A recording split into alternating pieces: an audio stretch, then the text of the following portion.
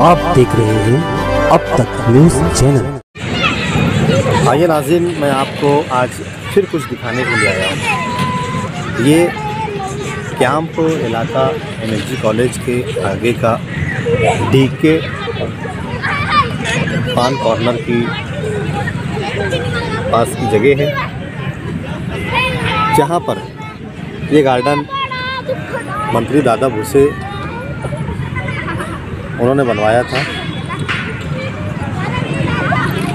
ये हरी हरी घास, पैदल जॉगिंग ट्रैक चलने के लिए और काफ़ी वसी जगह है। बताने का मकसद मेरा ये है कि मैं खुद अपने बच्चों को, ये जो सामने बच्चे खेल रहे हैं, ये मेरे दोनों बेटे हैं जिन्हें मैंने यहाँ पर खेलने के लिए लेकर आया हूँ। अब मैंने अपने बच्चों को यहाँ खेलने के लिए क्यों लाया?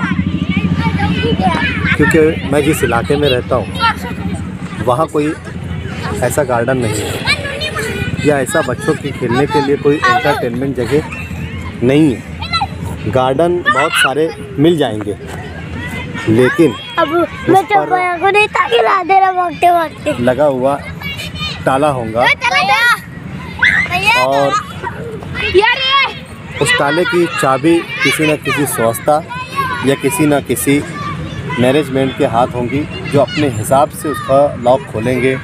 इलेक्शन आएंगे तो वहाँ पर इलेक्शन की मीटिंगें ली जाएंगी, सियासी मंच लगेगा, लेकिन जिनके टैक्स से वो गार्डन बनाया जाता है, जिनके पैसे से उसको संवारा जाता है, वहाँ ऐसी कोई सारी चीज़ें जो उस वार्ड की आवाम के लिए हो वो प्रोवाइड नहीं होती है। और होता ये है कि हर दिन त्योहारों पर या फिर किसी भी वक्त एंटरटेनमेंट करने के लिए दूसरे इलाकों में या फिर हाईवे की किसी होटलों पर एंजॉय के लिए फैमिली को ले जाना पड़ता है। हम चाहेंगे कि हर इलाके के कॉरपोरेटर, नगर सेवक अपने अपने इलाकों में इस तरीके की सुविधाएं प्रोवाइड करें ताकि लोगों को अपने बच्चों के लिए खेलने के लिए और एंटरटेनमेंट करने के लिए कोई जगह मिल सके। सारी जगहों पर हर संस्था, हर कॉरपोरेटर का कब्ज़ा होता है। अब ये वो कड़वा सच है जिसे सुनने के बाद, देखने के बाद काफ़ी लोगों के पेट में मरोड़ भी होगा, लेकिन मुझे इससे कोई फ़र्क नहीं पड़ता, क्योंकि मैंने जिन जुमलों का, जिन शब्दों का इस्तेमाल यहाँ कर रहा हूँ वो इस शहर की बाशऊर आवाम के लिए है और बच्चों के आने वाले मुस्तकबिल के लिए, कि हमारे बच्चे सड़कों पर खेलते हैं जहाँ से कई कई टन की गाड़ियाँ गुज़रती है, या फिर उन सड़कों पर जहाँ से रोज़ाना कई गाड़ियों का आना जाना होता है और हर दिन हमारे बच्चे किसी न किसी हादसे का शिकार होते हैं। अब कौन है इसका ज़िम्मेदार, किसको माना जाए? अभी कॉरपोरेशन के चुनाव आने वाले हैं। अब कॉरपोरेशन के चुनाव में हम देखेंगे कि एक बड़ा मेनू फेस्टिवल होगा, एक बड़ी वादों की खैरात होंगी और फिर उसके अंदर बड़े बड़े वादे, शादी हॉल, फंक्शन हॉल, गार्डन्स और ऐसे कई वादे, मतलब जो है तो ख्याली पुलाव, मतलब जो है तो बनाए जाएंगे और अपने अपने इलाकों में कॉरपोरेटर वार्ड की आवाम को पूरी तरीके से बेवकूफ़ बनाने की कोशिश भी करेंगे।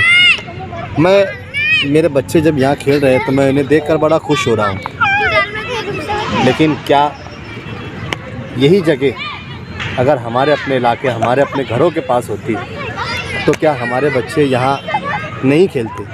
सामने आप देख रहे हैं एक छोटी सी बच्ची है जो वर्जिश कर रही है। सेहत अजीम नेमत है,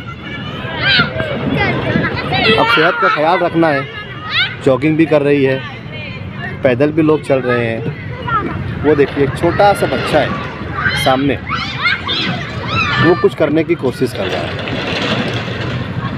अब मैं ऐसी कौन कौन सी चीज़ें आपको दिखाऊं या बतलाऊं, लेकिन मैं समझता हूं कि कहीं ना कहीं इसमें शहर की आवाम भी ज़िम्मेदार है कि जो वोट देते हैं, टैक्स देते हैं, लेकिन बोलते नहीं हैं।